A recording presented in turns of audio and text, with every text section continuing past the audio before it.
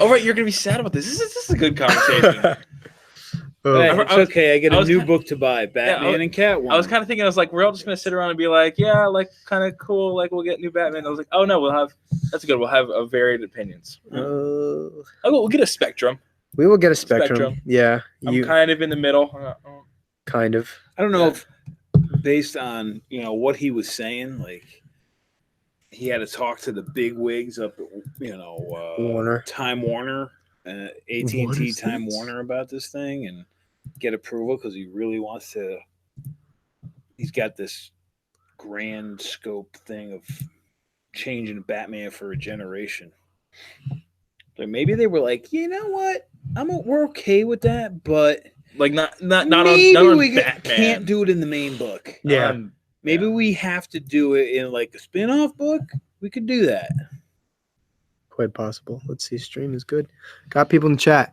The King is dead, says Nerdy Blurb TV. I was hoping we'd see AJ's Comics trying to back up his talk from before. Wow. What's going on, Joe? Thanks for joining us tonight. Oh, we're live. Yeah, we are live. I'll back that shit right up. Sorry about the really shitty camera quality, folks. I forgot my webcam at home. So we're stuck with this old school one. Can you guys in the chat just let me know if our volume is okay? Can you hear all of us? If at any point anybody comes in soft or loud or whatever, just let me know. Ouch. So, yeah, we'll wait. What's up, Samoki dude? Do we sound okay? Waiting for a confirmation on that. Hopefully we sound. Y'all sound and look just fine. Thanks. Oh, too much. Too much. Too sweet. So again, sorry about the shitty camera, guys. Back to the old school stuff when I recorded in my bedroom. But yeah, we persist. Cool. Well, it seems like we got a couple of people joining us tonight. We will intro the boys in and start the conversation. What's going on, guys? Welcome to the 26th episode of Let's Talk Comics, where myself and other members of the comic book community discuss one of the many facets of the storytelling medium, whether it be characters, construct, stories. We pretty much hit it all. This week, obviously, we're back in action doing the thing that we love most, and that's talking comics with the man, the myth, the legend, Pete, the owner of the illustrious AJ's Comics, which we happen to be located in tonight, and my friend Tyson from some show that changes names every other week. We have a radio show, but it's not good. So they do a thing, but thanks for coming on, guys. Absolutely. Glad we could sit here and talk some Batman. It seems like some Okie dude this is new information. Well, glad we could set you up. Yeah. So normally we do like a poll of the week. Obviously today is Tuesday, the day right before New Comic Book Day. So I know you don't really read like upcoming comics. I don't read upcoming comics. I just finished Dark Phoenix Saga, and that was real good. I want to talk about that. I just got the omnibus right over. Oh, really?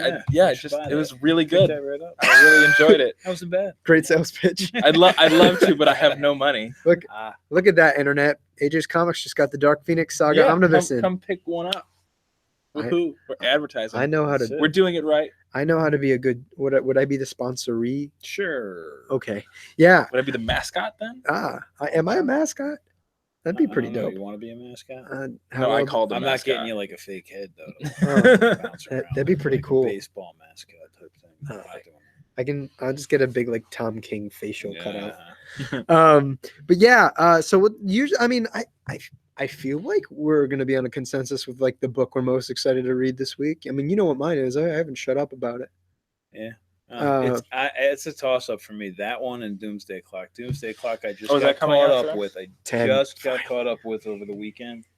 All 9 issues. Holy shit, that's a great book. Yeah. That is ridiculously great. I've heard phenomenally good things. Which is fantastic. So I cannot wait to jump onto 10. It makes me so angsty that I haven't been, because like as like folks know, like I reviewed I think up to number 4. Yeah. And like loved it. That's when I stopped. That's the last one I read, yeah. Straight up loved the series, but like Jeff Johns is writing it like so Alan Moore-esque. Like between all the layering, I want to remember everything. And at that point, I was already kind of going back to reread books, but like with the bi-monthly and then sometimes like at this point tri-monthly, schedule. going back, I feel like I have to reread the entire Oh, series. I did. I went back to one. Well, Reread it. see, I know you're doing it for like the Heroes in Crisis sake. I'm literally waiting until like the week before issue 11 comes out, and I'm starting it from the beginning. Because like by that point, like I will probably read them all within like 2 days. Yeah, I read them in 2 days. And I'll be able to hop on to issue 12. Yeah. So I'm excited. Obviously, so the book we were referring to that drops tomorrow is Batman Last Night on Earth by Scott Snyder and Capullo. It will hopefully be this creative team's magnum opus, and it's supposed to be the bookend to their Batman.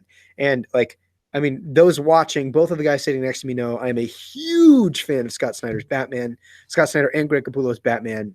It's really what got me to nosedive into comics, and the fact that Scott Snyder has kind of been tooling around with this story for the better half of like almost a decade now. Yeah. He's been tooling around with this story, just gets me beyond excited. And obviously Capullo has really been taking his time with the art, and the preview pages that they've released look stunning, like some of the best art of Greg Capullo's career. So I'm beyond excited. As long as it's better than metal.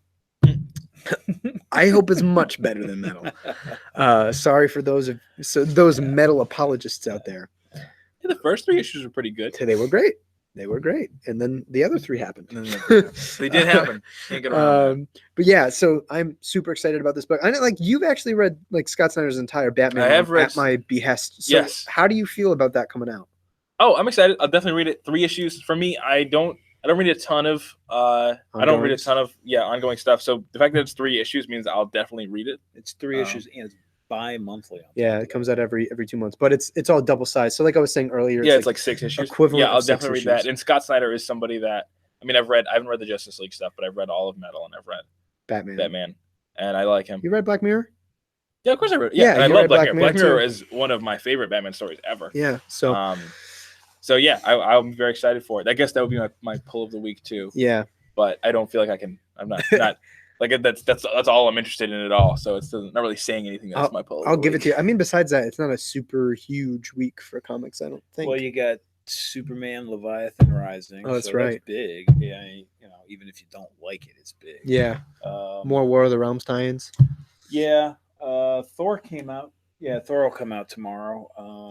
So there's that. This is a good joke. Yeah. Joe's Geek Show. How many kings does it take to write 100 issues of Batman? None. Oh. That's the best thing I've heard of. As he takes a drink. Oh, that was good. I commend you on that. Let's see. Okay, so he said he wonders who they'll get around to next. So I guess we can break into the main topic for tonight. So for those of you who don't know, apparently, again, this is new news for some Okie dude in the chat. Tom King has been announced that he is leaving Batman after issue number 85. Now, for those of you who have been paying attention, Tom King was kind of slated to write either 105 and 106 issues, depending on who you talk to. Obviously, that's 20 issues short.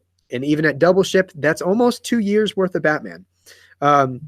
So as of Tom King leaving after issue 85, the book and all of DC's remaining double ship books will be going back to monthly shipping, which I'm kind of thankful for.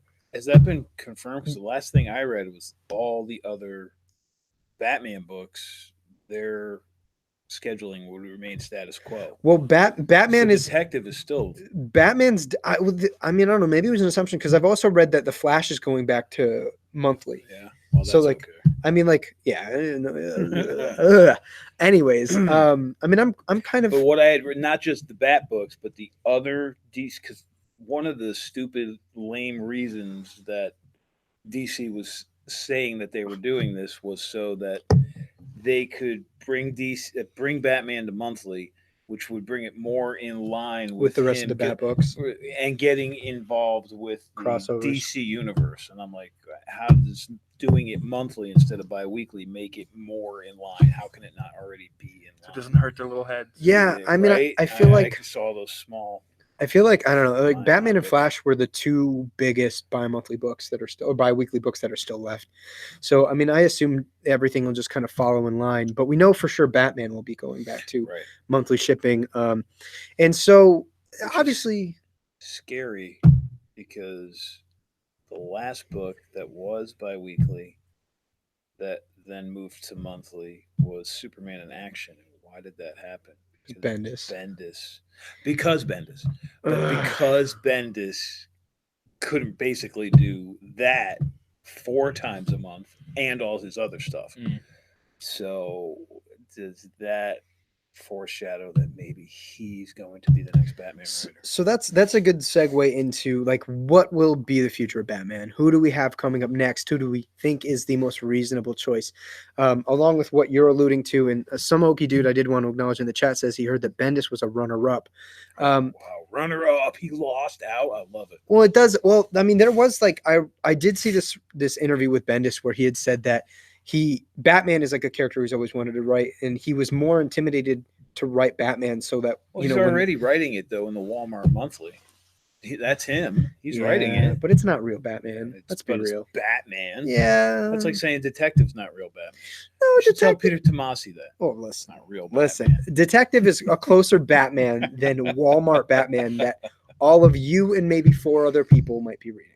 I have not read it yet. I just own it all. So 4 other people might be reading. I just go to my Walmart every month and buy the stupid thing.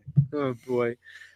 Yeah, you know, Bendis, it's strange because I'm repetitively trying to give him chances. You know, like Superman in Action came out, I was buying them both. Yeah. I tried his Jinx World. Blah, that's been coming out for DC. I don't like his Jinx World, no. And I tried Young Justice, which I liked the first issue of, and everything after that was a dumpster fire. It's okay. Yeah. I like his Superman in Action. I do not love it by any stretch of the imagination, but I like it. I think it's solid. It's way better than the stuff that Joe Casey and Joe Kelly were doing 10, 15 years ago. Yeah. God, I don't know. His Superman, you know, that thing drove me insane. I mean, for those who are watching it, have seen me like talking with Comic Boom, I've gone on many a rants about Brian Michael Bendis' Superman, and like, you know, and the series that led into it, his Man of Steel, which was a steaming hot pile of garbage after issue 2.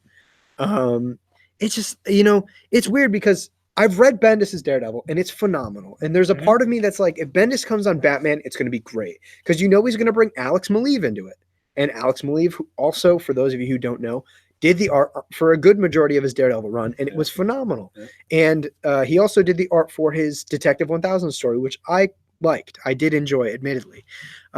So I'm super mixed because nothing that he's done in the last 5 years has told me that he could write a good story, nonetheless a Batman story.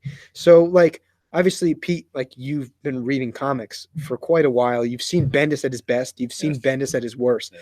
How do you feel about like the possibility of Bendis taking over Batman? I don't want it. I don't want it. He's already doing enough. Obviously, he would probably move away from Superman. His Leviathan Rising, his Leviathan event, which is going to be 6 issues, would be done right about the time Batman would be done, so he could slide into Tom King's role in Batman. It's a fairly heavy. It seems like Batman's going to be fairly heavily involved in this event too. Yeah. I don't know. I don't want it. I would rather have somebody else's voice than. Well, we brought Bendis in. I'm not going through the whole 3 names. I brought Bendis in, or DC brought him in, and he's supposed to be this big, huge thing. Let's just put him on everything that we can put him on. No, stop. I mean, Superman was great. That was good. I mean, Superman's been floundering for years, although Tomasi, Dan Jurgens' run on Action just before was really good. Bendis took over. Yeah, that was phenomenal. Well, also for a grand majority of Peter Tomasi's Superman run, it was phenomenal. Yeah, except that bizarre arc at the end. That was god-awful. Again, but you know my theory, right? That it was like Patrick Gleason that mostly maybe. Yeah, that's entirely possible. It shows a lot of like Gleason's writing. But like frankly, it was Tomasi's Superman run that like got me like he did some good stuff. That like from the moment I started reading that, like I was like, I'm in on Superman. Yeah. Like I'm totally game for reading Superman every 2 weeks. And there was at one point, like when the Superman Reborn arc was coming out, when it was like him and Jurgens crossing over, I was like, this might be my favorite thing going on right now. Like, and it's not Batman, so it's kind of weird for me. It was pretty solid. It was very really good. So it just, it just goes to show. What about you, Tyson? I know I know you're kind of like gung ho on like getting into his Ultimate Spider-Man and whatnot. That's fantastic. Yes, it is very good. I've read the first 12 issues so far. It is very good. I don't know if I would love to see him on Batman. The name that really excited me that we were talking about before was Ed Brubaker. Dude. That'll not happen. That won't happen. Yeah, we're talking about Ed Brubaker. We'll get into more. He's already had later. a run on Batman, and I can't see any way that he would come back to Batman. Well, yeah, it was so like when we were talking earlier, I was like, okay, so I have a couple of picks. There are picks that I want. One that we talked about last week that was like yes. 100% yes. If it would happen. If it would happen. Yeah. Well, that's what we were going into. So it's like there are going to be picks like throughout this conversation tonight for me, like picks that I really want, but I don't think are going to happen. Picks that I want and that I think are reasonable and what I think might happen that I might not want. And Bendis is obviously one of the ones that I just kind of don't want. Yeah. Again, I feel like at this point, just as much a bad track record as he does a good one. You know, he's kind of becoming like a Frank Miller. Well, the problem I have with Bendis is he's always like he can do 4 books a month, and that's it. Anytime he does anything more than 4 books a month, it becomes diluted across the board. Yeah, and then he's already doing 2 Superman books. He's doing Naomi. What else is he writing? He's writing Young Justice. So that's Leviathan. 4.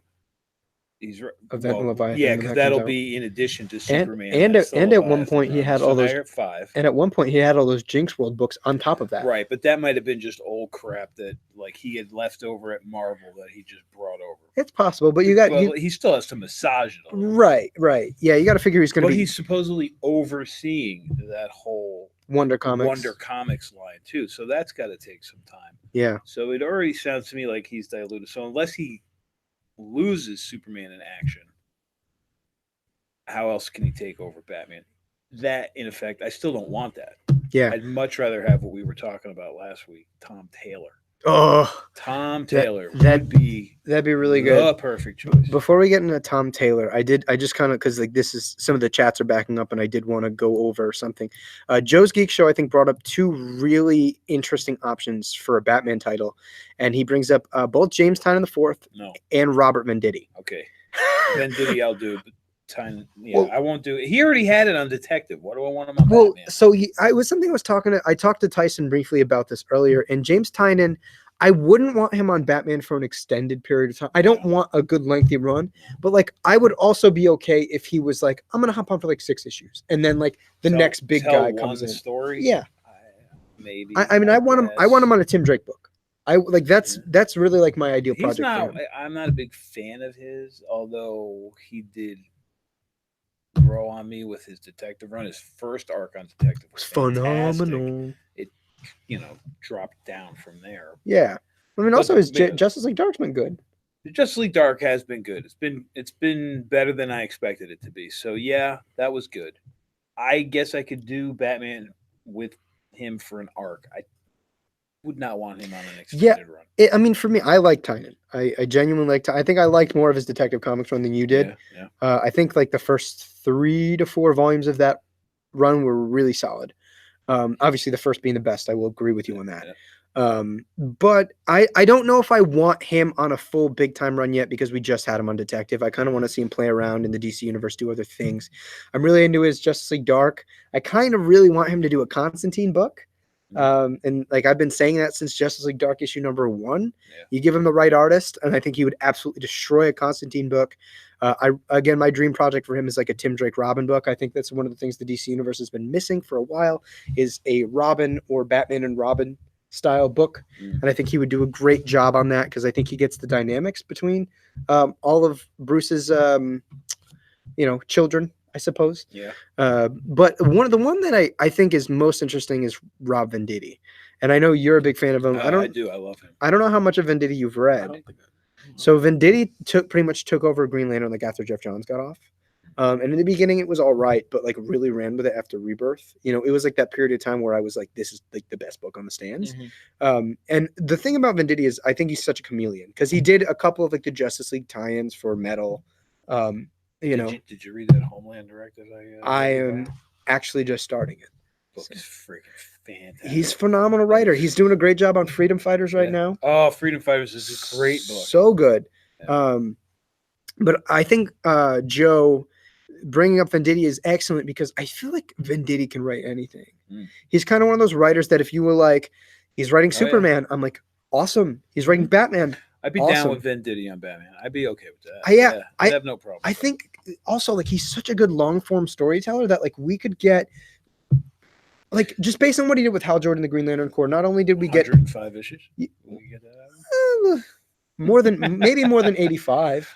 I don't know. Now that it's going monthly, probably not. Oh, maybe not. But with him is that he's so good at simultaneously building long form story and having really satisfying arcs. They end and you feel good and you're like, this is great. I could stop here, but it's so good. I'm going to keep going. Yeah. And then by the time you get to the end of his overarching story, you're like, oh, wow, like this is rewarding. And so I just think his style as a writer, like he's killing it on Hawkman right now. I just caught up on Hawkman. Oh my God. Like book. I've been saying it's been good since the beginning, but catching up on Hawkman was like the best idea I've had all month. Such a good book. I think, with his ability to take, and Tom King shows some of these qualities at times too, his ability to take a character that has a confusing past and or not a super solidified past and run with it and make it his own, I think is entirely interesting.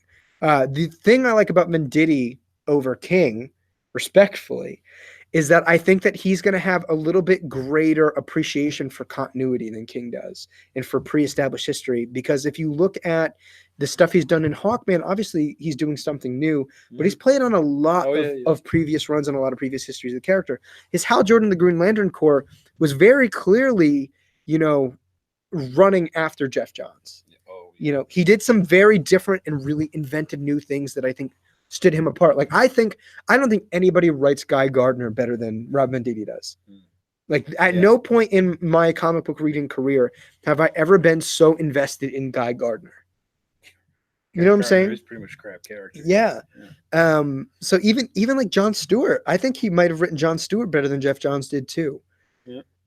So like I think he's such a chameleon. I think he's incredibly talented.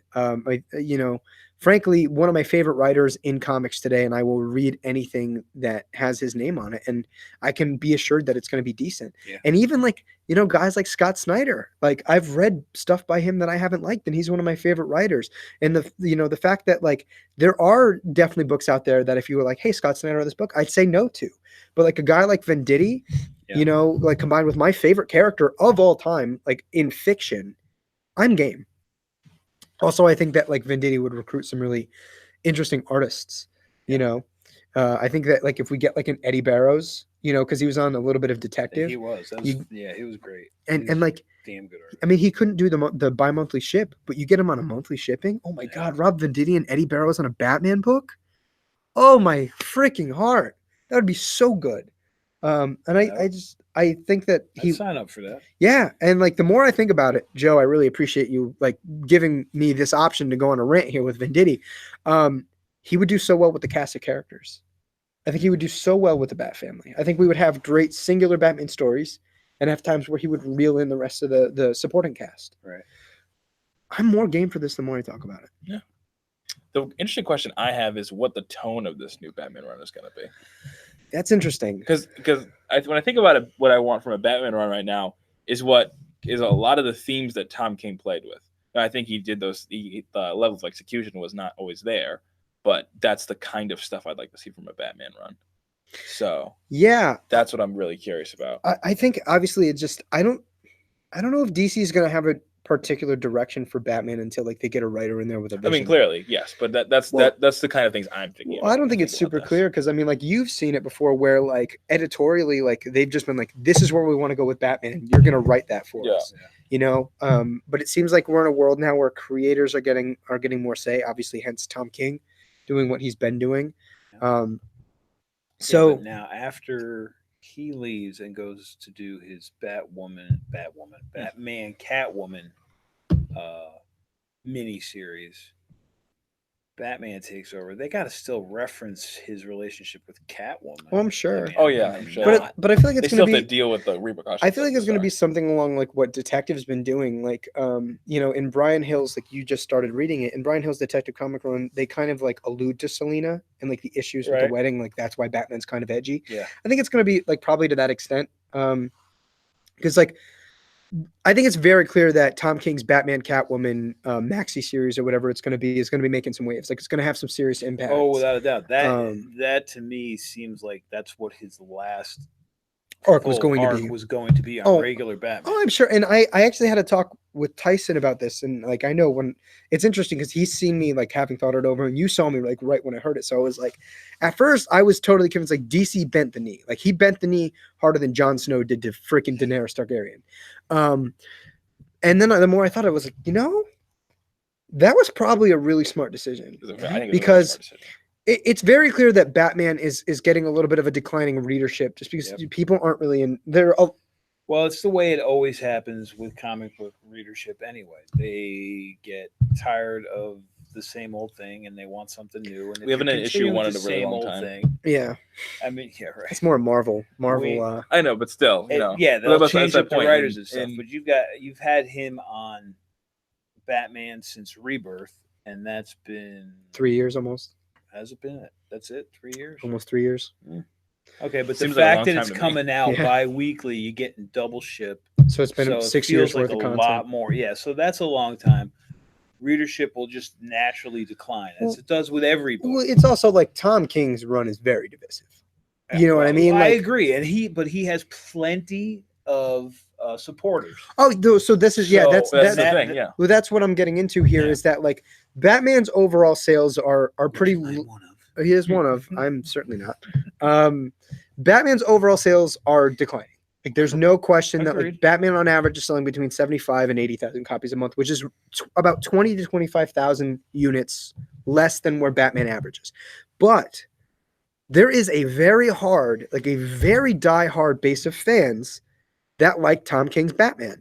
So obviously they're going to be upset when they find out that his run is cut 20 issues short. So what do? You take, anywhere between, all of those diehard Tom King fans and the 75,000 other people that are still reading it. You get them to also pick up Batman and Catwoman, and you get them along with that readership that you lost to come back and read somebody else on Batman. Yep. They're like, it's a novel idea. As a business decision, it was incredibly intelligent. And frankly, you get the people that were on the opposite side, of my opinion, that want to see Tom King's story play out, and you get to finish Tom King's story. Yep. I think and again, smart business decision. I now understand why they did it. It makes a lot of sense. Batman is their cash cow. Tom King, his name, it just means a lot in the community right now. So it makes sense. Yeah. My one issue, though, is how many times have you seen great creators get that opportunity? I think it just frustrates me because, we've seen great creators just get pulled off a book out of nowhere. Yeah. And have a great story. So it's like, what's so different about Tom King? But again, maybe it is strictly like a business decision. Maybe it's just like, you know what, let's smarten up. We get those 25,000 units back every month. And then we get a very sizable amount of those 75,000 units that we've been selling to come over and also buy this book. Yeah. It's a no-brainer. Yeah. You're getting near doubling sales that way. Without a doubt. And it compensates for the fact that Batman will no longer be bi-weekly. Yeah. So it makes sense. I probably won't read it. Well, why would you? If you stopped reading Batman at 60? Because what if they actually get married? Yes. What if it's good? What if it's good? It's been good. All of a sudden, I don't know. I'm thinking maybe I might read the Batman Catwoman thing. No, but how are you going to just like? Well, you're going to go back and then come to my back issues and buy the last 28 issues? No, I'll just be like, "Hey, Pete, what happened?" I'll be like, I don't think I give you the satisfaction. Batman punches people. Right. I'm gonna wait until they're in the quarter bin. Well, that'll never happen. I will never put Batman in the quarter bin. Yeah, you can put it in unless the cover's falling off and it's characters cut out. I will charge you 26 cents, so it will never be in the 26 cents, so it'll never be in the quarter bin. Without a doubt. Yeah, I mean, and also. What if it's just like the stigma that comes true that Tom King can only write like contained series, and now that he's on like 12 issues, it's suddenly very likable for me. Did you like Mr. Miracle? Yeah. Okay. Yeah, Mr. Miracle was good. The first 4 or 5 issues of that book, I loved. Straight up, I remember how like exactly it was when issue 1 came. I was like, this is a masterpiece. I mean, you're not liking Heroes in Crisis. So that's only 9 issues. I think it's steaming garbage. Okay. Well, it's only 9 issues. That's pretty self-contained. The first issue was pretty good. And the second issue was like less good. Yeah, I think it gets worse. But yeah, it's valid. It's a very valid decision for DC to make. I'm not mad about it. Exactly right. So like, question for you, Pete, is like going into this. Actually, no, we can go into Tom Taylor because we had a big conversation about like what Tom Taylor's very phenomenal. He's very hot right now. You might not know very much of him. He wrote all of the Injustice comic book series, Injustice 2 comic book series, which like are critically acclaimed. Very beloved amongst fans because he elaborated on the already interesting story that the video games provided. Gotcha. And really went into them. He's been doing a great job on a Friendly Neighborhood Spider-Man book. He absolutely killed it on Wolverine before Logan came back. Yeah, it was all new Wolverine. Wolverine. That book was utterly fantastic. Amazing book. What other? Oh, he did that awesome Batman annual. Yes, Batman Annual 3. He also did the last story in the Batman Secret Files that came out last year, I think. Oh, and he's doing Deceased right now.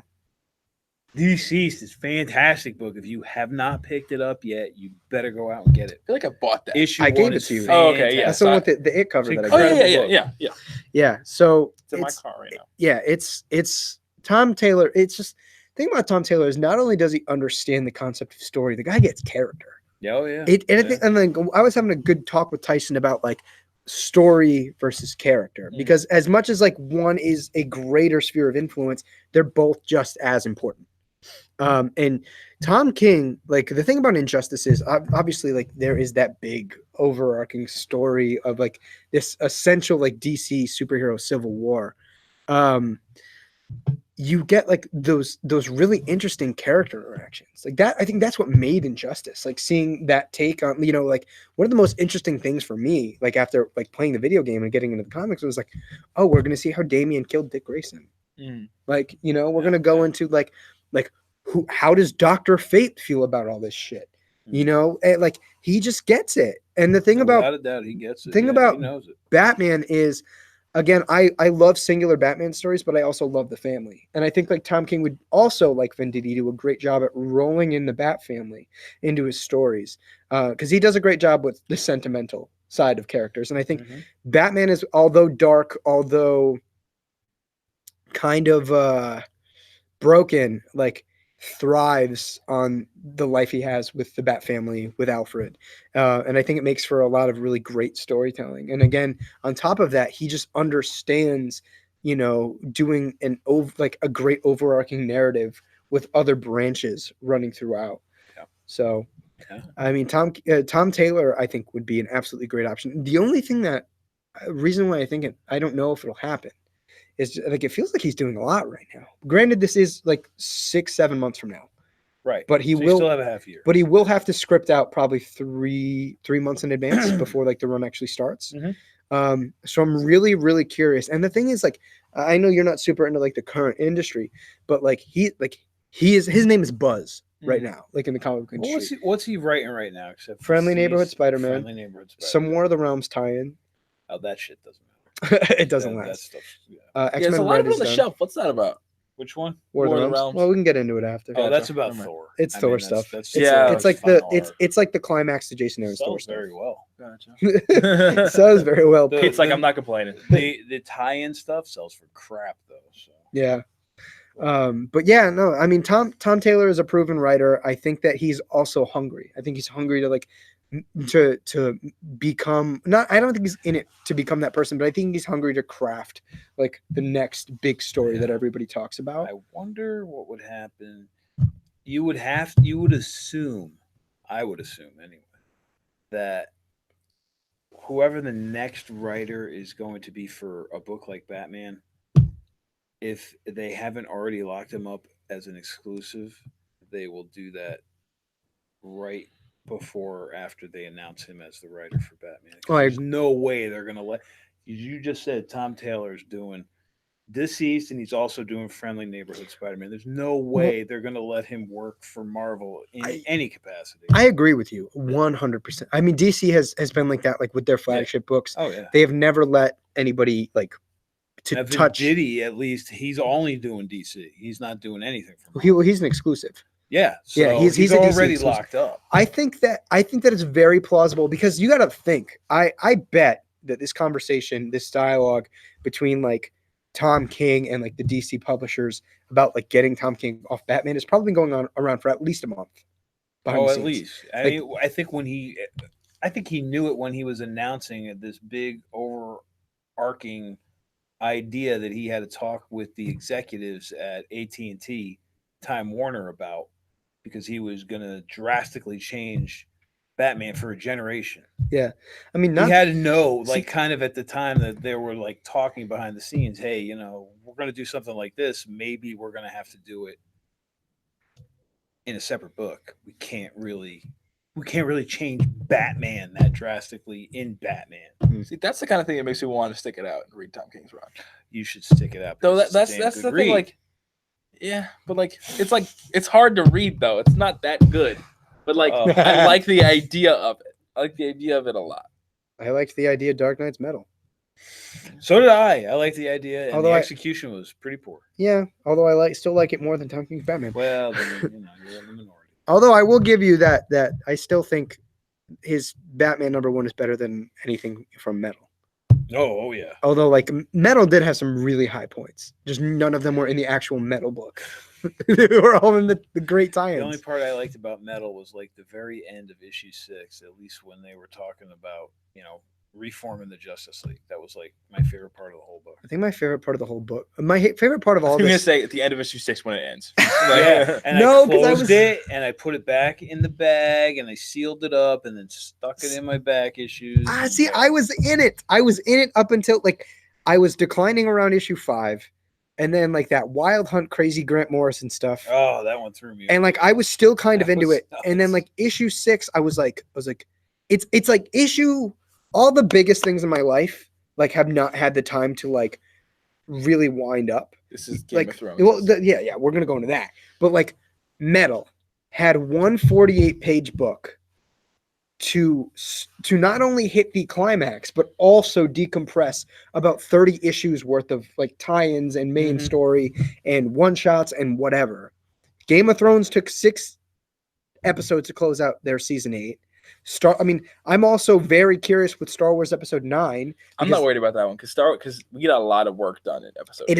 It is a crazy, but we got 8 was god awful. But it was a masterpiece. Don't even start with that. It was so good. A conversation for another time. This conversation. It was so good. Oh my god! Let me know down in the comments. Do you want to see these two debate? Snoke dying was one of the best. And let me be the peanut gallery for this debate. I wouldn't even. One of the best movies this decade. Well, anyways, where I was going with that is that Episode 9 has a lot to wrap up. You can't say that it doesn't. I think it does. To wrap it has up. a lot to correct. But point being, it's been a very persisting issue with the a whole lot of casino scene was an utter waste of my time. It's not great, but there's so much good stuff in it that I don't really care. That Princess Leia actually force projecting herself through the cold vacuum of space. Yeah, sure, you can nitpick, but it also has one of the best sequences of all of Star Wars. Okay, like boys. The throne room scene is one of the best things in Star Wars. It's ever. like no. It's like they decided, you know what? We ran out of money. We can't sit there and do the throne room in the way we want to. We're just gonna sit there and throw red in the back, and then there we go. We're starting to get starting to get actual chat questions about Star Wars. All right, we're moving away. We gotta go into no more Star Wars. But point being, a lot to wrap up, and so. That was like the biggest issue going into Metal. Oh, he's right. Some Okie dude is right. Would you prefer New Hope rehashed or actual original story? Take my original story. Thank you. Shit. If I have the choice between 7 and 8, I'll take 7 100 times over 8. I will never watch 8 again ever. Maybe you should watch it a second time. Maybe never. you'd like it more. I couldn't like it any less. That'd be a good next time we do something. Star Wars. No. I'm saying like next time we have like a bet. Yeah. It'll be if I lose, I have to reread Tom King's like entire Batman run, or you have to watch A New Hope like a sizable amount of times. Oh, I'll watch A New Hope. I'm sorry, not A New Hope. The Last Jedi a couple of times. Never. Wow. Then I'll never take that bet. Wow. Jeez. I won't watch that movie ever again. Wow. This movie's so bad. Let's see. Do we have any other? So Samoki Dude brings up Brew Baker and Sean Phillips on Batman. Listen, I'm for it. Without a doubt. I would take that all day long, but that'll never happen. It's beautiful. It's just not going to happen. I mean, it would be. I want Brubaker on Batman. It's so bad, dude. You know what would be good too? If they had like kept it bi-monthly or whatever, or bi-weekly. Yeah. They did like alternating like Sean Phillips and like Steven Segovia, like arc by arc. Oh my god. But again, it won't happen. I know. And I don't, if it's because Brubaker doesn't like the Dio or whatever, I have no idea. I mean, but he's not working for Marvel either. Yeah. He's just doing his own independent stuff, and that's all he wants to do.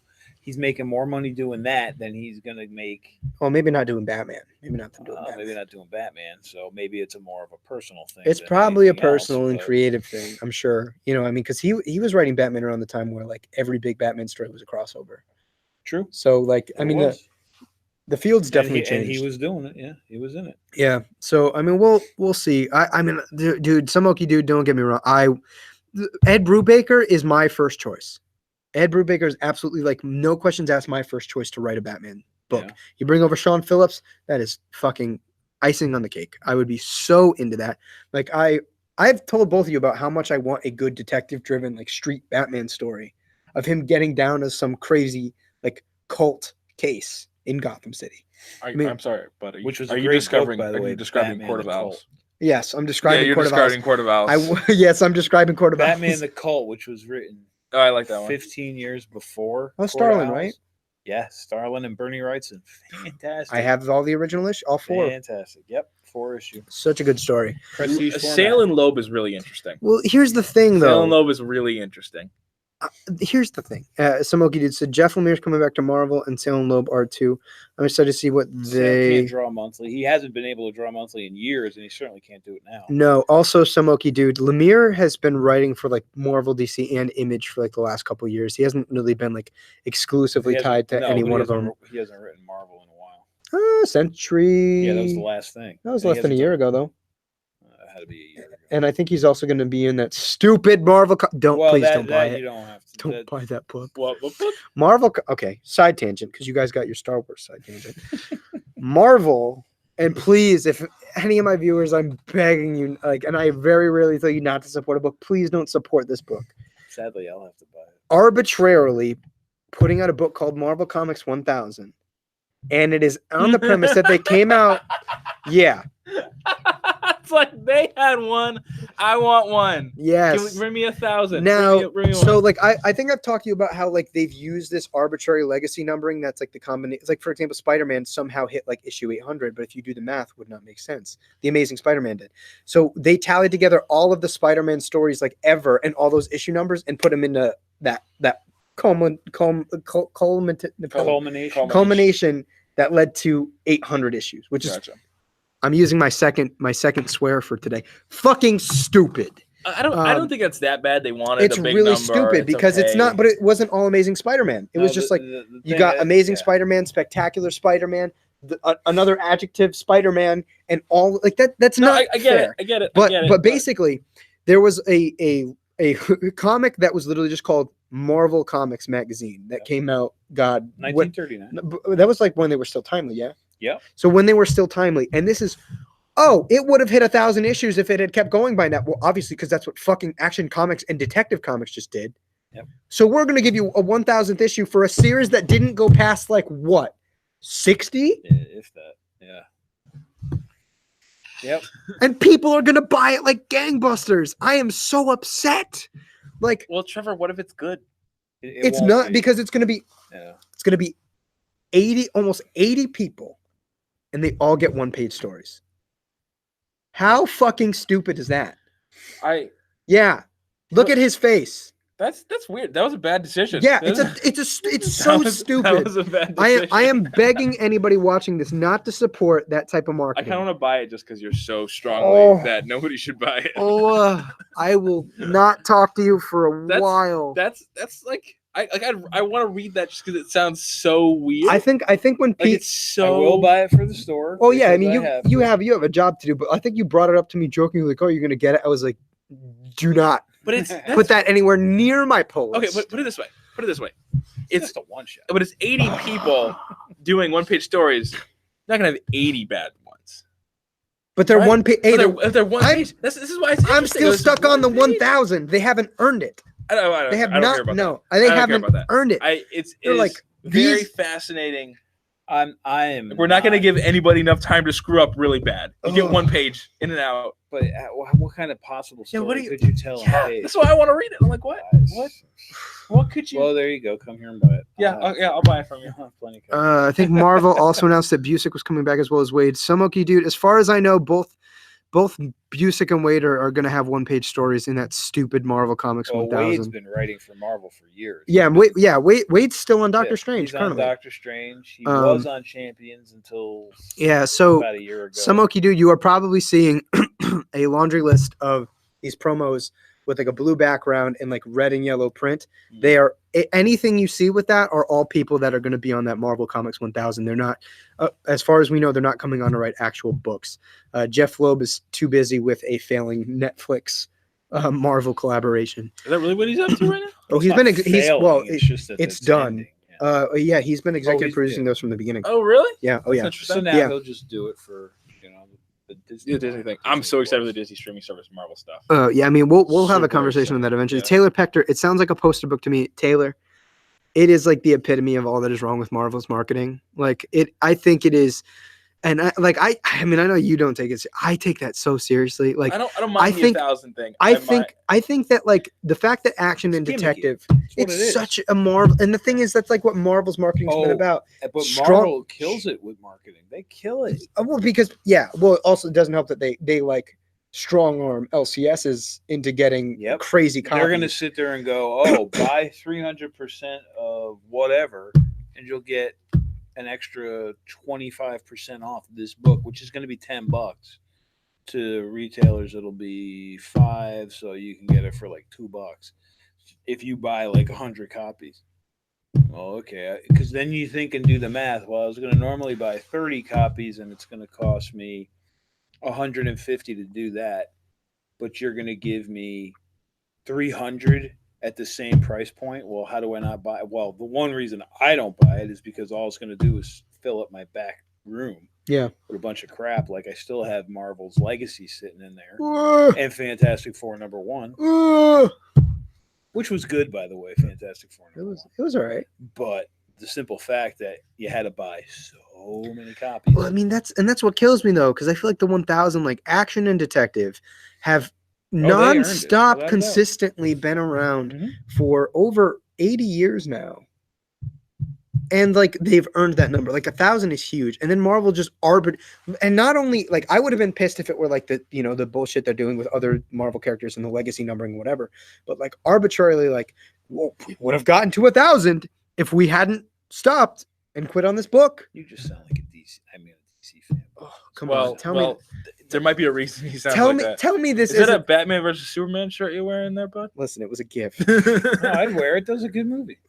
I think it was a very fascinating portion of where we were at the time. Way better than episode 8. Let's not get into that. Anyways, in the chat, we have Samoki Dude. Let's see. I lost faith in Mark. Okay. Oh, okay. So I lost faith in Mark Wade as well. He has been. But he says after that stupid ass Daredevil run. I mean, a lot of people praised his Daredevil. I dropped it when he started doing it. He says he was trying to do what Morrison did with his Batman run, although he's not as skilled as Morrison. Is that talking about Tom King? No, Mark Wade. He's talking about Mark. Oh, I see. I would argue that Mark Wade was at one point more skilled than Grant Morrison. One point, maybe 20 years ago. 15 to 20 years ago. Yeah, I'll give you that. But like Mark Wade. When Grant Morrison was 15 or 20 years in the past. Oh, yeah, absolutely. I mean, like those two were like the two of the biggest comic book juggernauts at the same time. And don't get me wrong, like Grant Morrison's past his peak. Like I love Grant Morrison's Batman, but if you were to tell me Grant Morrison were on Batman next, I would not be excited for it. I would not be excited for it. Well, I've had Grant Morrison's Batman. He's done it for a while. Well, but is he going to do anything that was better than that? No. But also look at what he's been doing recently. Is like you look at his trend, like he's going to put out something that's going to sully his reputation with Batman. And I know that for a fact. Yeah. So Green Lantern's good, but it's not like it's fine. Fantastic. Yeah, it's a fine book. I enjoy reading. Batman was fantastic. Oh, amazing! It was one of the things. So why go back and retread something? Right, but I'm just saying it for argument's sake with Samoki Dude. I will agree with you that Mark Wade has not written anything great in a long time. But since his stint on 52 with everybody else. But at one point, he was one of the biggest and best writers in comics. Mhm. No questions asked. Mm-hmm. Let's see. Taylor Pector clarifies for me and says that Loeb is all of Marvel TV, not just Netflix. Right. Yeah, I knew. I don't know why I didn't put that together because I knew he was involved in the Cloak and Dagger stuff. So I'm really interested to see. the Cloak and Dagger Does stuff. he, Taylor? I wonder if you can answer this for me. Is he also executive producing the Falcon and Winter Soldier and the WandaVision like Disney Plus stuff, or is it just like the? I don't know. I assume by all of Marvel TV. The MCU has me so mean that? hooked. It's Yeah. actually not okay. Well, somebody needs to fucking watch Daredevil. Yeah, because I was like, Daredevil, WandaVision, in. This guy. Buy me all. This guy. I want all the stock of WandaVision. See, this I guy. did not even touch his Doctor Strange. The second after Donny Cates left Doctor Strange and Mark Waid took over is the second I dropped it. I would not even touch his Doctor Strange. I don't like Mark Waid at all anymore. Yeah, some Okie dude says, I'm not saying he's all bad. I love Kingdom Come and his earlier DC Yes, stuff. his earlier stuff is freaking classic. Oh yeah, he did Tower Babel, JLA. Oh yeah, He had oh my god, his Flash. yeah. His Flash, Yeah. his Superman Birthright, so good. I heard he has a good run on Fantastic Four. He does with For a while. Mike Waringo, right? Oh yeah, that was Yeah. a great run on Yeah. the Fantastic Four back in the day. Yep. Yeah. Yeah. Good. So like, I don't know, Taylor, not Taylor, Samoki dude, I would just, with the way you were sounding, you just sounded like Mark Waid was never good for a second there. So I was like, I just want to clarify. Throwing his name in the running for Batman? Absolutely not. I think even when he was at his best, I don't think I wanted him on a Batman book. I mean, he knows his history without a doubt. Oh, He's God. like he's like a walking Encyclopedia. Yeah, yeah. Yeah, absolutely. I mean, I think so the best Batman he's ever written was in Kingdom Come. I think like he showed a thorough understanding of Bruce, but that's also in the context of the rest of the Justice League and the rest of the DCU, and that's very different from writing him there and writing him in his own book. Right. Taylor Pector, no idea about Disney Plus, but like the ABC stuff is all him. Huh. Right. I'd be interested to know if he's also executive producing the Disney Plus stuff. Because I know that's a little bit more like MCU affiliated over like the MCTV. Kevin Feige's doing it. Yeah, I'm sure Kevin Feige's involved Oh, in without a doubt, Disney he's gonna have Plus. his hand in. Marvel, blah, blah, blah. Yeah, so it was just Taylor Pector saying Marvel's is Busick, not Wade, right? Yeah. Yeah, I mean, so going into like some more options, Tyson, for you, are there any writers that you think would really suit Batman, or at least what you want out of Batman? I'm like the wrong person to ask. I don't know a ton of names of people who are writing. So right so now. let me put this into context, and we'll, because you guys have heard like my unrealistic number one, like, so for the two of you, think on a writer that like, even if it's not realistic. Oh, Warren Ellis. We're talking about Warren Ellis. God Yeah. no. I mean, I think Warren Ellis is also like a reasonable pick just because of his standing with DC Why right not now. Warren Ellis? Well, because he's been killing it with Wildstorm, and then he has the Wildcats book coming out. I just Actually, yeah. So Taylor Pector actually just That's also, what he's got Wildcats. yeah, Wildcats is coming Yeah, we out. were talking. I was talking about that earlier today in the store. We didn't know what the heck the book was. I'm like, his Wildstorm sucked. Oh, Taylor actually just retracted the comment, but Taylor actually brought up Warren Ellis himself. No, I mean, here's the thing, and I'm really interested in what you have to say, Taylor, because I know you're a big fan of his Wildstorm and all of the things that spawn from that universe. But like his original friggin' Authority, fantastic. I know. Back in the day, Warren Ellis was like, you couldn't touch him. well, he was part of the British invasion. But nowadays, I don't want to go anywhere near him. Yeah, I mean, here's the thing, and I've spoken on this. Warren Ellis is like, and I know it was a very, very small sample size. His Detective Comic story was like arguably like my favorite in Detective 1000. The one in 1000. I really enjoyed it. And again, it's just because like I go in there and like I picked it apart. Like I had a discussion with Comic Boom on Detective 1000. He was like, it was all right. And then I went through and I was like, oh, like this is symbolic of this and this and that. And like, I probably overdid it knowing me, but I was like, I loved it. I absolutely love how layered Warren Ellis's writing is. And I think that the way he captured how simultaneously human Batman is, but also how technical, how vicious he can be, because that's such an interesting dichotomy with Batman, because it feels like writers either write him as extremely down to earth or as incredibly vicious and non-personal. But I think that there is certainly a midpoint for that character that Warren Ellis seemed to capture in Detective 1000. And again, I studied molecular biology for 3.5 years. Huh. So like, I understand that's a really small sample size and you can't use that really to put to test.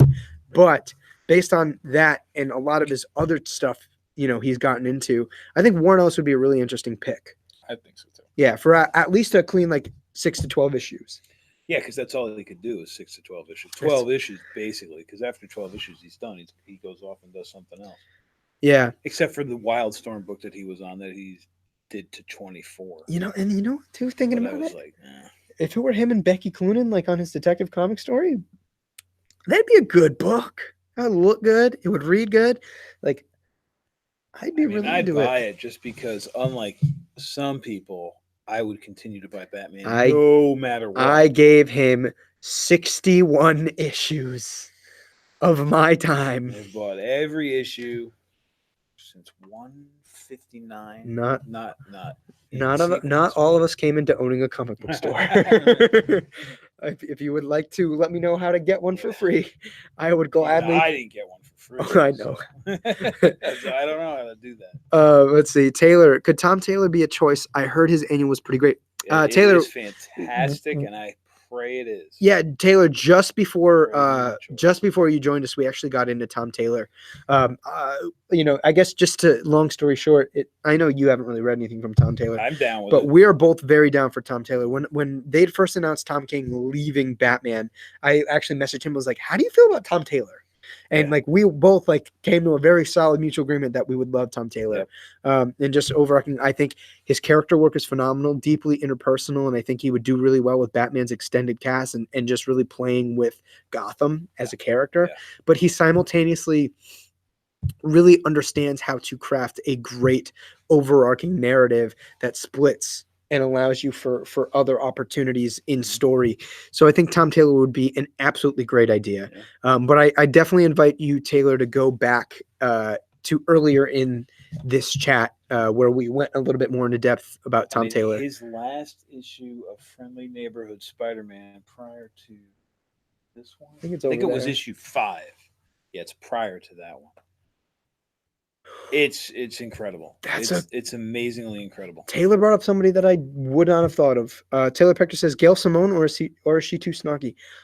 I don't know if I would want a super long run by Gail Simone, but like I would read a Gail Simone Batman. I want her on Nightwing. So okay.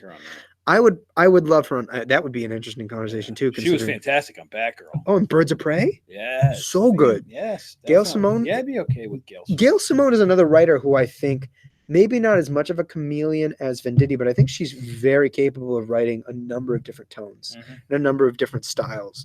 I wouldn't want an incredibly long run on Batman. Yeah, I mean 10 to 12 issues. You want to throw out? Well, yeah, sure. Give her 6 months to a year while they're looking for someone else. The right one. Yeah, to me, Tom Taylor is the right one. Well, it's also weird because if we're looking at it, like the last 10 years, we've had 3 writers with incredibly long stints on Batman, that being Tom King, Scott Snyder, and Grant Morrison. That's what we were talking about. Yeah, and Tyson brought up a really interesting thing. What if for a while DC is just like, we don't want anybody like with a massive run. We're just gonna pull 2000s Batman and maybe give somebody like 6 to 10 issues and let them go and have somebody else come on. If that were the case, I would be down for Gail Simone. And Taylor also says that he agrees with Nightwing. She would be perfect. I'd rather have her on Nightwing. I think having her as an option is really interesting for Batman. I can see her doing an arc on Batman. I would be down with a long ass run with her on Nightwing. Yeah, I'd be game for that. I don't even read Nightwing now, so I don't either. I would be all over that book. Yeah, no, that was Taylor. I think that was a really interesting suggestion. I'd never thought of Gail Simone. But I would certainly read like an arc of Batman from her. Yeah, I'd read the arc. I think she has a good story in her. Because I think stylistically, like she has like a lot of Paul Dini in her, but it's more refined. I think she's like a more refined Paul Dini, a more consistent Paul Dini. And Paul Dini's done some great Batman, so I'm pretty game for it. And she knows Gotham. She knows, she's worked with a lot of Batman supporting casts. Yeah. So I think that was a really interesting suggestion, Taylor. Do you have any like interesting picks that you would kind of be down for in Batman, whether or not it was a long run or like an arc or two? Well, I love Jeff Lemire on anything. That would be interesting. On anything. That would be I interesting. don't know if I would love him for Batman, but I'd be down for anything he does ever. Jeff Johns, the same thing. I was talking to Tyson earlier, and I had prefaced it. I would be very down with a Jeff Johns Batman, defining story and continuity. However, I think he's already getting that with 3 Jokers. I think. Oh, really? When the hell's that coming out? I'll read that. Oh, Listen, will you? I'll read that one. Listen, like besides like, there are 3 In books trade. that I've No, been I'll read it. I'll read that it. I've been most excited for. One of 3 them, Jokers. one I of them want being bad. the Last Night on Earth. Yep. Another one of them being Doomsday Clock finally like finishing up, because I again, the 4 issues that I read I've loved, and I've heard from a lot of really reliable people that it's been phenomenal. Yeah, wait till you get to the point where the actual DC universe really gets involved. Oh yeah. I mean, and there's also like, it's just Jeff Johns. Like, I think that the 3 Jokers, just based on what I've seen, and like, you know, for those who have been watching me since the beginning, I did have an interview with Jason Fabik where we did talk a little bit about 3 Jokers, and I talked to him a little bit about it at New York Comic Con in October, and like, it sounds like it's shaping up to be something really incredible, like from every single angle, and the fact that it's in continuity gets me more excited. Jeff Johns is also playing with the Red Hood, who I think is an incredibly underutilized character, playing with Barbara Gordon, who I also think is an incredibly underutilized character. I mean, I'd be game for his Batman run, but I think that the 3 Jokers is already going to be like his Batman story. Okay. But like, it's a great option. I mean, it's Jeff Johns, like along with Mark Waid, is one of those guys that just understands the history Oh yeah. of the Yeah, characters. but Jeff Johns is still at the top of his game, whereas Mark Waid is not. Yeah. He's jumped the shark. Yeah, I would be game for a Jeff Johns Batman run. Absolutely. And that's the thing. Jeff Johns would literally get the best artists in comics. Yeah. Literally the best. We'd get the Fabics. We'd get the really late Gary Franks. You know, we'd get, I mean, I'd be game for Dale Eaglesham in Gotham. Yeah. Like, you know, like I would be. Yeah, Jeff Johns' Shazam is fantastic. Yeah. He says he thinks the. Interesting suggestion. Taylor Pector says, I think the team of Jimmy Palmiotti and Justin Gray would be interesting. Their Jonah Hex was great. Are they even a team anymore? I agree. Their Jonah Hex was fantastic. Dude, but they're not even really teaming up anymore. It's interesting because I mean, Jimmy Palmiotti's hanging out with Amanda. I mean, he's married to Amanda Connor. Now, I haven't seen Jimmy Palmiotti attached to anything without Amanda Connor in years. They're attached at the hip, literally and figuratively. So, I don't.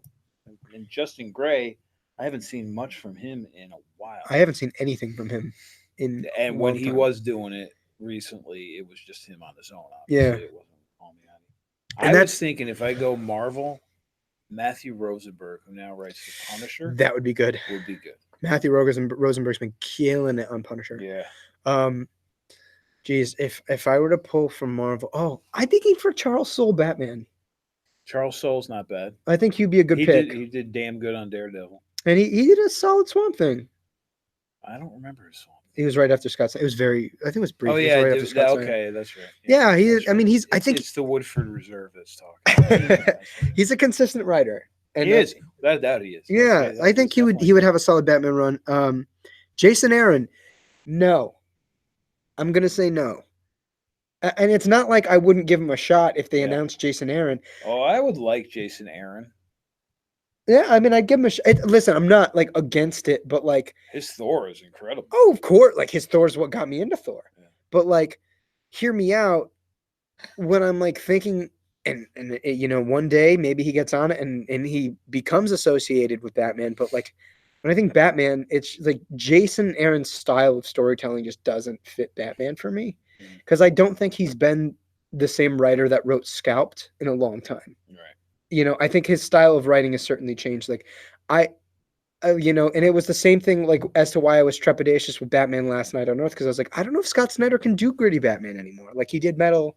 He's been doing kind of like cosmic, you know, cosmic Batman, a little bit more like, I don't want to say campy, but certainly not gritty. But Jason Aaron's been out of that sphere for 10 years. Yeah. Versus 3.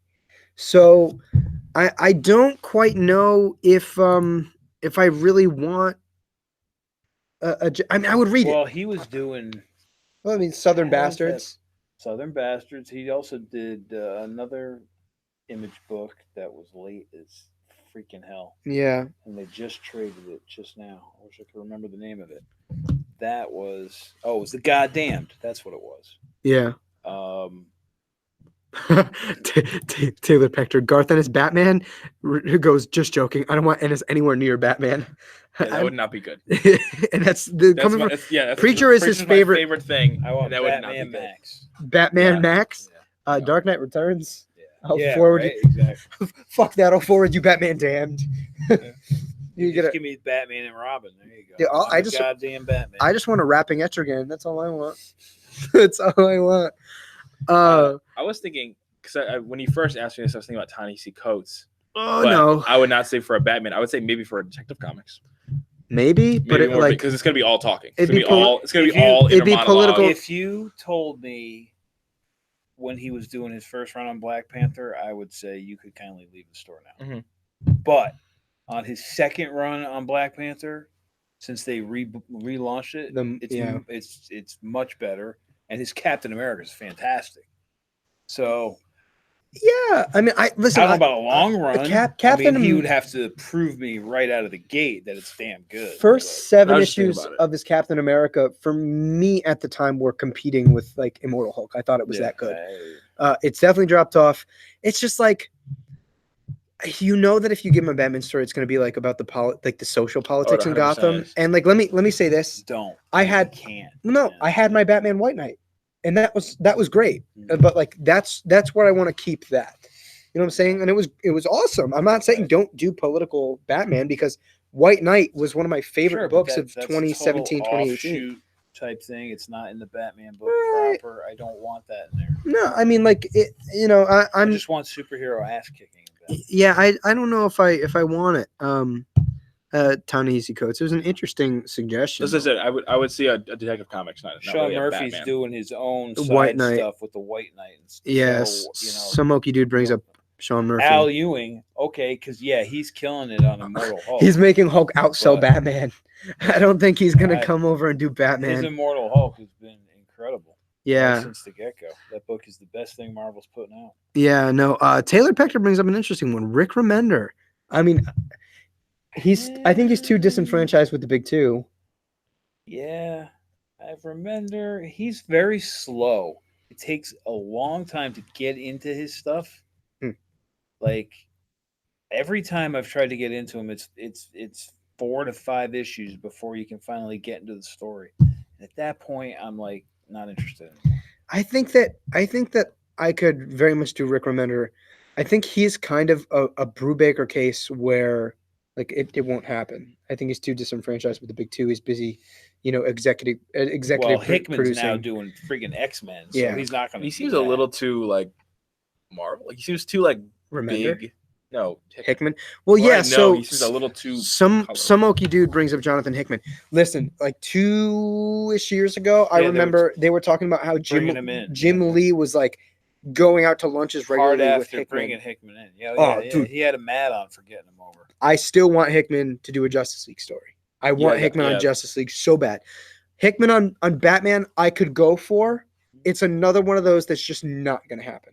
No, it's just absolutely not. It's It's- like, yeah, okay, well, we could say it. Yeah. Hey, I want Frank Miller to do a Batman. And again. some oaky dude too. He says, "I can't wait for Hickman X-Men." Listen, I have never really cared about X-Men, and I was telling Pete, I was like, as soon as Hickman's X-Men drops, like I want to start getting that in my box. Like I'm just in it for Hickman because like his Avengers, spectacular. His Fantastic Four, fucking-tacular. Mhm. Like so good. So I'm game for pretty much anything. Taylor Pector says, I also see some saying Priest, another one that is nowhere near my list. No. If Priest goes anywhere near Batman, I would probably run harder than that than I did like in my physicals in high I school. thought Priest was going to be a great response to the Brian Hitch disaster that was Justice League. of America. And I was wrong because Priest Listen, was not good. I was so into his Deathstroke Rebirth run, I think, for the first 12-ish issues. Mhm. And then you realize he just does the same thing all the time. Like his Black Panther, like as good as it is story wise, you really have to get over how dated it is. It is It's rough. so 90s. It's rough. Like, and again, it's one of those things. I was talking to these guys both at separate times. Like, I just read Infinity Gauntlet, and I was like, there were a lot of like inter-character and like plotting issues and dialogue issues with Infinity Gauntlet. But then like when I step back, I was like, oh, the story is great though. Like I can see why everyone loves it. Like the story's huge. It's ambitious. It gets a lot done. It's one of those situations, with Priest's Black Panther where like his story's huge. It's ambitious. It gets a lot done. It does a lot with the character, but like there's also a lot of problems, So it's very much in that same wave, maybe in a couple slightly different contexts, but very much like. I'll take a one shot on a similar wave. Yeah, listen, I'll take a one shot by anybody. Listen, Chris Priest has already included Batman in 2 different arcs of his Deathstroke, maybe 3 now. And like Batman versus Deathstroke 6-issue arc, definitely. Yeah, and then he earlier. 2 issues before that, or like for like a 2-issue quick thing before that. I don't want any like honestly his Detective Comic story I think was by far the worst. Like and like. There were some that I really did not like in Detective 1000. It by far got the absolute least done. Like nothing happened. Yeah. Absolutely. The most eventful thing that happened was Ra's al Ghul stepping out of a limousine. Like it was that bad. It's just like Chris Priest's narrative style is also like always the same. He is not a versatile writer. He does the same thing every time. And it's like I mean you've heard me talk about how annoyed I get with like Tom King's style of narrative, especially how much he breaks out the 9-panel grid. I think Chris Priest annoys me even more because it's like in the beginning I was like, oh, this is endearing, like you're kind of Tarantino, like he does a lot of like time jumping, with the narrative. He does like do Edgar that. Wright. And like in the beginning of his Deathstroke one, I was like, oh, this is really interesting because I'm kind of like dazed and confused in like a good way. But now 40 issues in, he's still doing it. He still does it. He's a one-trick pony. And he's just not who I would want on Batman. I don't want him anywhere near Batman. If they announced him on Batman in any capacity, I'd be upset. And I was already upset that they announced him on Detective 1000. I don't. There's so many better writers that they could have put on. Ugh. Why did they give us a Christopher Priest? There's a couple of situations like that, but yeah, no, I don't want him. Definitely take Andrea Sorrentino drawing it. Yeah, Samoki dude, I'd love to see Andrea Sorrentino on a Batman one. Well, if Jeff Lemire is writing it, Andrea Sorrentino will draw it. There you go. That's for sure. I mean, that'd be a good book. I mean, they did a great job in Green Arrow. I'm telling you, Jeff Lemire does a good job on freaking. He's a chameleon. He's a chameleon writer. Absolutely. Yeah, I mean, I'd be game for a Jeff Lemire Batman. The only thing he did not do a fantastic run on was his Extraordinary X-Men. Yeah. That was okay. Yeah. It's also like at the time, though, X-Men was tough for Marvel. Like they probably had a bunch of editorial mandates just because of like the rights purposes. Taylor Pector, I'd be down for Tynion, but I think he's already made his mark on Batman. Yeah, we also talked about Tynion earlier, Taylor.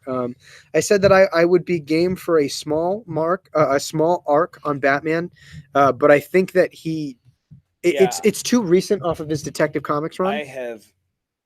He's pretty much said all he can say with Batman. That's all he was brought up doing for years. That's all he was doing. That's all he Batman was put stuff. On was Batman. And he was freaking Scott Snyder's lapdog, and he was doing everything that Scott Snyder. He was Scott Snyder's pupil. But you do have to admit that he's developed a lot as a writer. Oh, without a doubt. But I mean, for the first couple of years, that's all you did was see him on anything that was Batman. Right. I don't need to see him on anything Batman related now. He also he spearheaded Batman and Robin Eternal. That was him. God awful. It was way better than Batman Eternal. I disagree. I think it was far more consistent. I didn't like the Batman Eternal mystical shit. But the rest of it, I thought was pretty solid.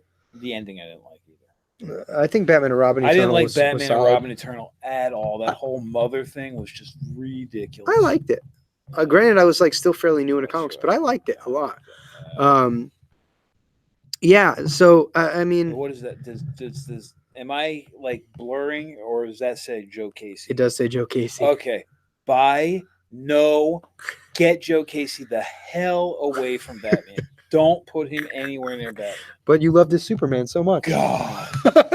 There's only only thing that was worse than Joe Casey's Superman was Joe Kelly's Superman. The artist? No, the writer. Who am I thinking of? Oh, I'm thinking of Kelly Jones. No, Kelly Jones. I mixed that up. I love his art. No, no, I'm gonna have to echo that. Joe Casey's a no. It's a no for me. Samoki dude brings We did up talk about that. Neil Gaiman. I think I talked to you both about it. Yeah. I think it would be smart that if DC plans to have a fairly sizable run soon after Tom King, you do a palate cleanser with someone like Neil Gaiman. Now, I don't think Neil Gaiman has 100 issue Of anything. of anything in him. Yeah. You know what they need to do if they're going to do something like that? Just like they did with Frank Miller Year One Batman. 4 issues, done. I'm in it. Bring on the next Because writer. listen, Neil Gaiman is one of those writers that he could literally do anything on Batman for anywhere from 2 to 4 issues, and it would be good. It would be good. Like it doesn't have to be, groundbreaking crazy. It can just be Batman in Gotham saving a girl from like committing suicide. He could do Batman and it would be good. for 75 issues and it'd be epic. But at the same time, Well, including like tie-ins and other stuff, was probably like 85, 90. What are you talking? Sandman? Sandman. Yeah, Oh, if you're talking tie-in and all that other stuff. the Death miniseries Yeah. and all this other baloney. Maybe 100. Yeah, Close to 100. because the original Sandman was what? 75. 75. Oh. Yeah. So Neil Gaiman, listen, if Neil Gaiman had 100 issues in him, I'd be in it. I'd be game. Neil Gaiman. He's got too much other shit. I feel like he would. doing. I feel like if you let Neil Gaiman have 100 issues, he would take it. He would just go. I'm fine with it. Because I don't know if I hear would me want out. that Neil for Batman. Neil Gaiman could write the story of what I did this morning, and I would read it. And mind you, it was boring as shit, and I would read it.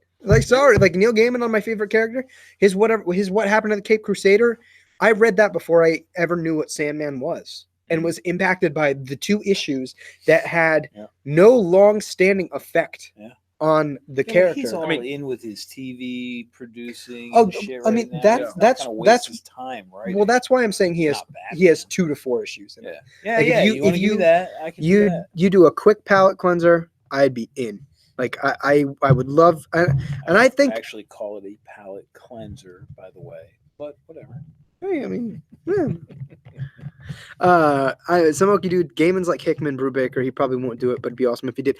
I think Neil Gaiman is a lot more probable than either of those 2. I agree. I think I would agree. Out of those 3, Gaiman is the better. I mean, is the odds-on favorite out of those 3. Yeah, absolutely.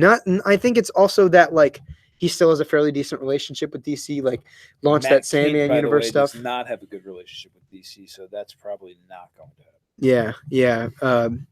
I mean, Gaiman, I think, is very more probable to get 2 to 4 issues. I mean, Gaiman is still spearheading his whole, Sandman universe type thing. Supposedly. I'm sure he just let it run. Yeah, I'm sure he is too. But at the end of the day, let's be real. Has a relationship. Him appearing on that book, being the real freaking wizard that he is, that was enough to sell me on all 4 of those books. So it did for me for the first issue, anyway. Yeah. So dropped 3 of them. Yeah. So Neil Gaiman is not super probable, but I think for a 2 to 4 issue arc, something small, something quick, I think it'd be smart. It'd be a palate cleanser. I mean, simultaneously, I think it would also just get the people that love Tom King's Batman. You can't be mad at Neil Gaiman. You cannot be mad at Neil Gaiman coming on after Tom King. I don't think it would be a bitter situation. No. And again, Taylor Pechter brings up Matt Kint, like you were talking about earlier. Matt Kint, or is he too indie? His Valiant stuff is great, but I don't know if I would put him on Batman. It would be interesting, though. Does he not have a good relationship with DC? Is it Dio? Well, no. What happened was he used to do a lot of fill-in stuff for DC 5-6 years ago or whatever. And I guess they got the vibe that he was basically talking himself up rather than talking the books up. Mm. And so they felt that he was more into himself than he was into the product. So that just soured their relationship with him. And they were just like, yeah, whatever. We're not going to push anyways getting further in with you. Yeah. So I have only read those said fill-in issues by Matt Kint for DC. I haven't really touched any Valiant. The closest I've gotten, I have a couple issues of Venditti's Exo Man of War. Yeah. But Venditti's Exo Man of War was damn good. Yeah, but I have not gotten into anything Matt Kint, so I'm not really educated on that. I don't know. Yeah, Matt Kint. I read his Ninjak. That wasn't bad. I mean, he's a good writer. He's not, by any stretch of the imagination, bad. But Peter Milligan. No, Peter Milligan had a run on Batman, and he's weird. That's what I don't mean not personally, but I mean his writing is weird. And he did Ecstatics, which was a great book, but that's totally weird, off the wall type of book. That's like a lot of the way he writes. Yeah. Right. Most of the stuff that he writes is off the wall kind of stuff. And when he did Batman I think it was like 660 or something like that, and he did it for about a year or whatever. It was all 660 was Grant Morrison. Okay, so then go 560. Go even earlier than 560. Yeah. Or maybe it was. Yeah, because I think Grant Morrison started on like 650, right. 656. Okay, so we're going way further back. Yeah. But yeah, he had it was a weird freaking like year and a half run. Yeah, see, was not a big the only reason I remember that is because pre-New 52 Batman ended at 713, and Tony Daniel was on it from like 690 to like 713. So this was way in the back. Yeah, this is way back. Yeah, he's too weird and like too much like you could very clearly tell like this guy wrote comics in the 90s. Mm-hmm. You know, like I mean, when you want weird shit, go to Peter Milligan. There's no problem with that. Yeah, but like Batman, I don't really want weird shit. Right, exactly. I want good shit. I don't want that. I want good shit, not weird shit. Yeah, I mean, I think I pretty much brought up. If I was going to do a Spectre book, I could bring Peter Milligan on. Yeah, I'd be all right with that. Or like wait, you just said that. I was like, Spectre. I was like, wait a minute, you just said that. Yeah. Oh boy. Yeah, no, I think that pretty much covers like, do you have any other? No, I think I'm good. Any other people you'd want to see on Batman? No, I don't. Yeah, see. I think Milligan is weirder than Morrison. Yeah. Weird shit can be good shit. You're right. It can be. Doesn't mean it always is. Weird shit can definitely be good shit. Morrison writes even weirder shit now than he ever has. Would it be good for Batman? Don't think so. Not even, no. But and then usually, like, look, when you said that with Morrison, did Morrison really write weird? I mean, weird shit. I think the weirdest thing was the Zernar. Like personality. Yeah, but he didn't continue it. Like he wasn't continuous. No. Milligan, when he was writing it, was like every phrase. Oh no, like it weirder, but, off the wall. But like stuff. He's not as. I'm not saying he was ever as weird as Peter Milligan. Yeah. But Morrison like has gotten weirder over the years. I'll agree. I mean, like his Green Lantern, like it's more tame than some of the other more recent stuff I've seen. Like look at Happy. Happy's weird. He knows when to let it all out. Yeah, or like that. He knows when to be a little. That Santa Claus miniseries. It's great. It's nuts. Awesome. But it's nuts. I love that book. Do you want to see Santa Claus Batman? No. Okay. I didn't think so. Comes down you delivering batarangs. Yeah. Yeah. I mean, I think that pretty much does it. Overall, I mean, here's the thing. Comic books are cyclical. So they could throw someone else on that I'm not a fan of. I'll probably give them a chance, at least for a couple issues. But at the end of the day, like maybe I'll be upset in the beginning. But frankly, the thing to remember is that, especially with Batman, and I was talking to Tyson about this earlier, there will always be like good Batman for you to read, whether or not it's coming out now or whether or not you go back and read something that you haven't read before. Like I was just thinking, like I'm not a fan of Tom King's Batman, and I haven't shied away from that. But like we got Peter Tomasi on Detective. Yeah. We got Brian Hill on Batman and the Outsiders. We got Scott Snyder on Last Night on Earth. We have Scott Snyder on The Batman Who Laughs. I love all of those books. Like I'm getting good. Scott Snyder on Dark Knight's Metal.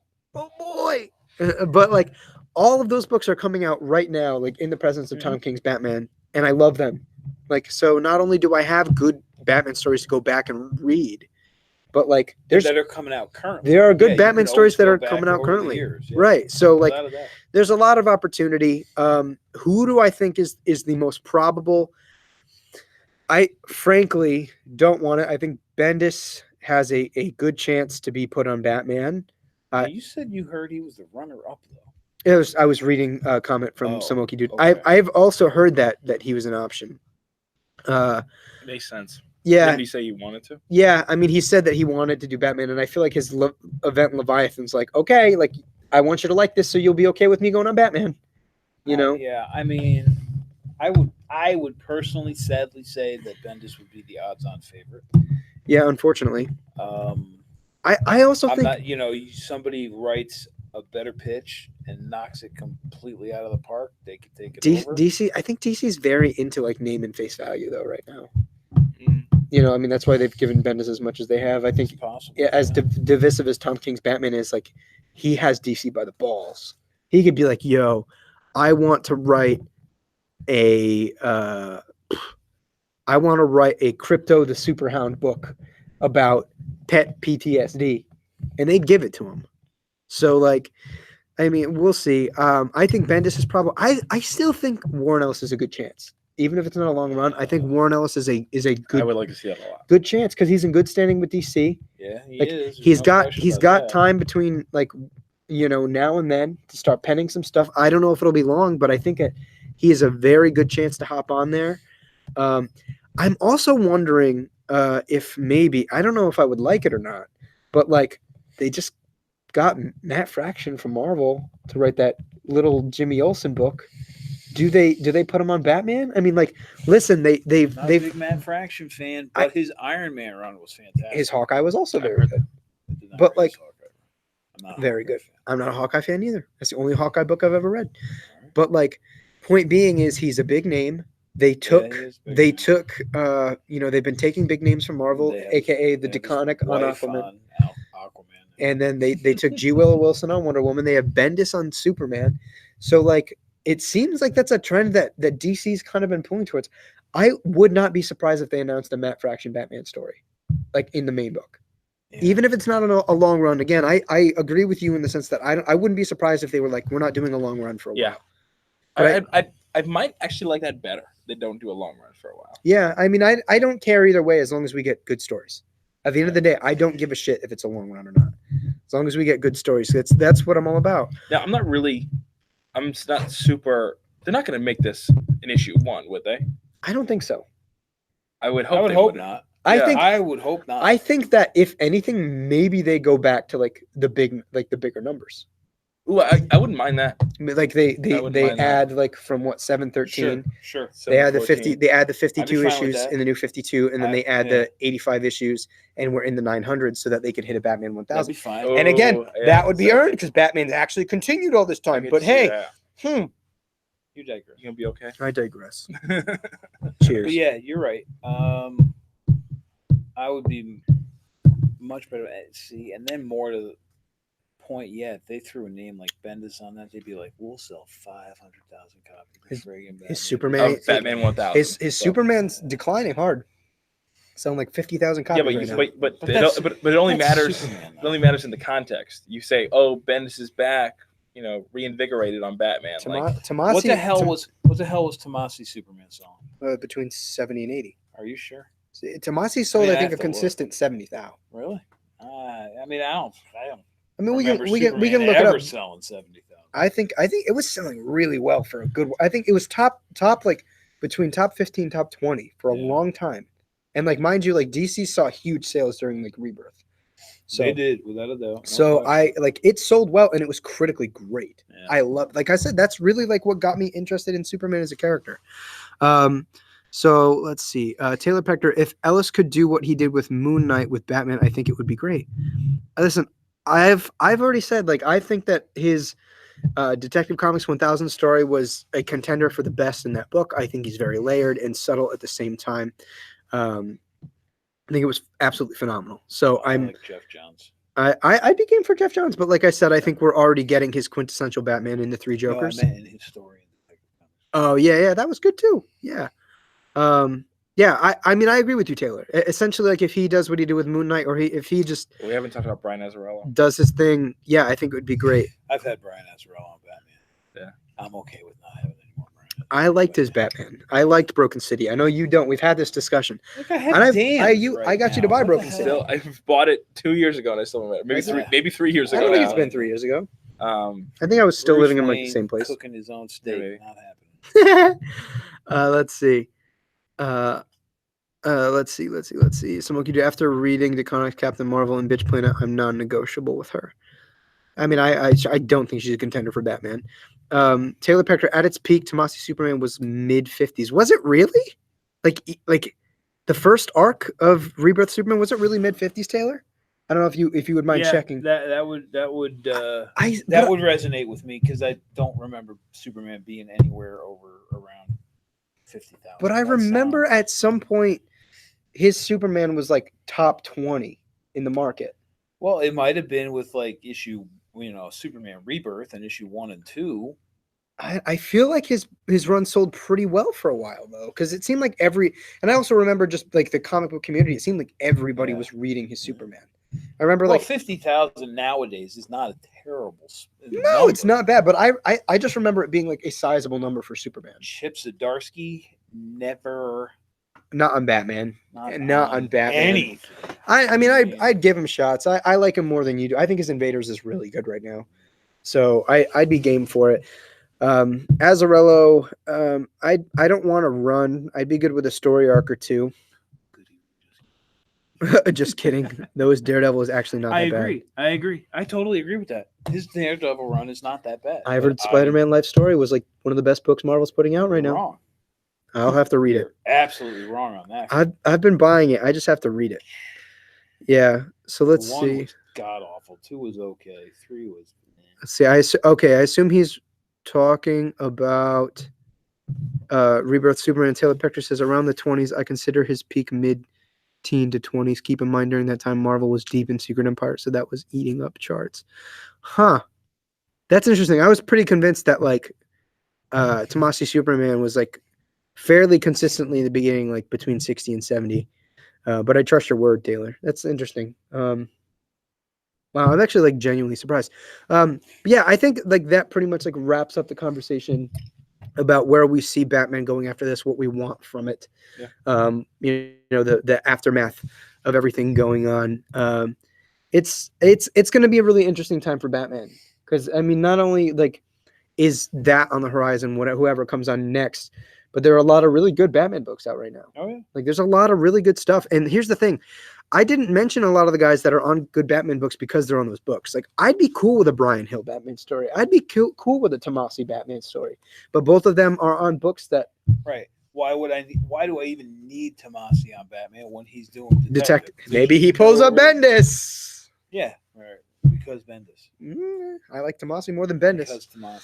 But either way, you know, and again, I 100% like if Tomasi wasn't on Detective and Hill wasn't on Batman and the Outsiders, I would have definitely put both of their names in the ring as awesome contenders. But honestly, they're both doing great jobs on what they're doing right now in regards to Batman, now, and I don't want them to end. Hill might. I mean, he's a better name.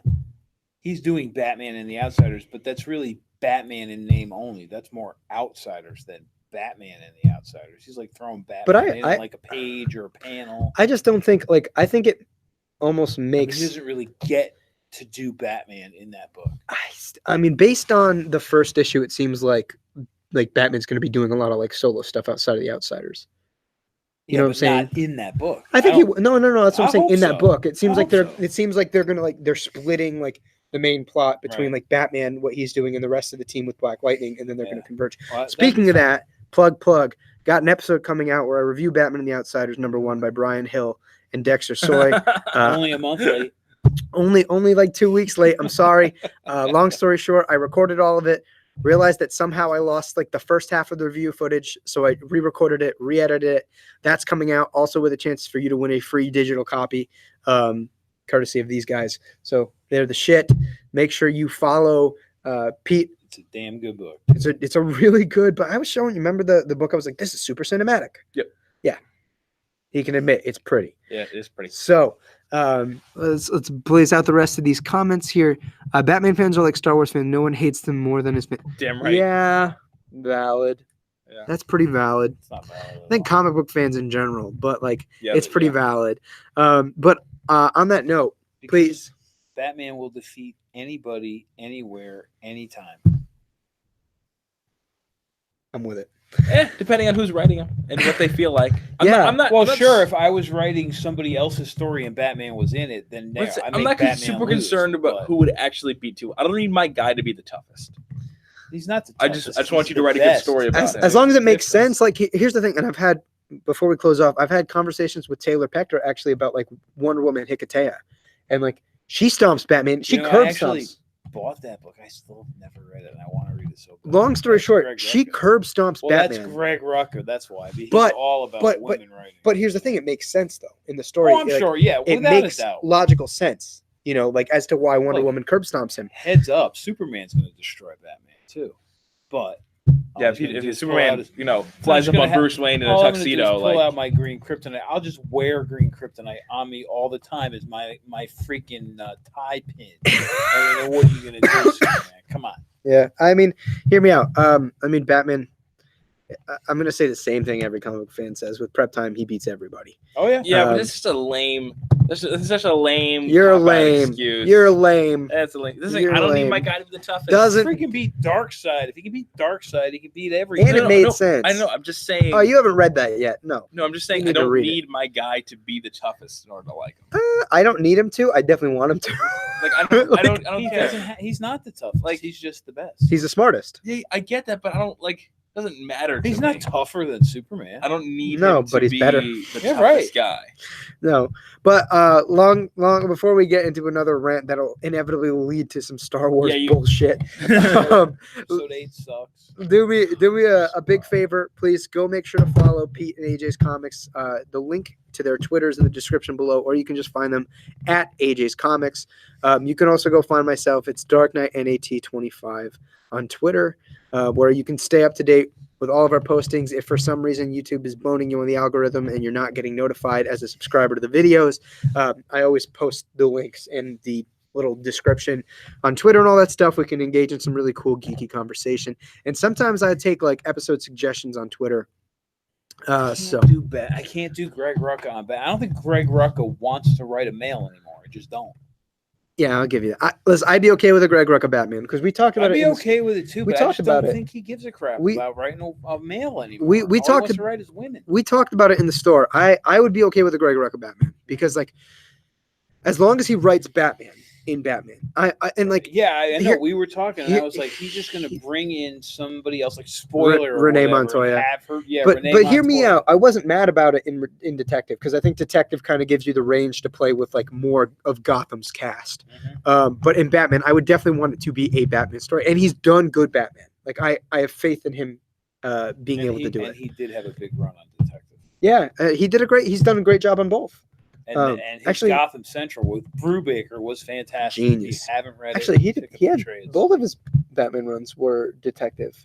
Both of them. He had Evolution. Rucka. He had Evolution, and he had the Batwoman Elegy stuff. That was all Detective Comics. There were two separate runs, Oh, and he did a lot in No Man's Land. But like, yeah, he did do a lot. He wrote the actual No Man's Land novel. yeah. And I think he was also one of the main plotters of No Man's Land. Probably. But yeah, nonetheless, make sure you go check them out. They're awesome. We always get to give you guys some free comics through them. And it's always a great experience being able to give back to you guys for all the support. So if you haven't already, please make sure to show your love, like this video, subscribe down to the channel for more content like this if I ever actually get on a decent schedule. Yeah, right? But it will come out eventually. You know that. So look out for my Batman and the Outsiders discussion. Should be coming out tomorrow. I very much plan on doing a Batman Last Night on Earth sooner rather than later because I am beyond excited to read this book. You're gonna read it tomorrow. Yes, I'm super Tomorrow, not Shut- tonight. No, No. not tonight. not tonight. But I do have my DC preview copies. Oh, But there I you want go. it in You hand. want the actual hard I copy. know.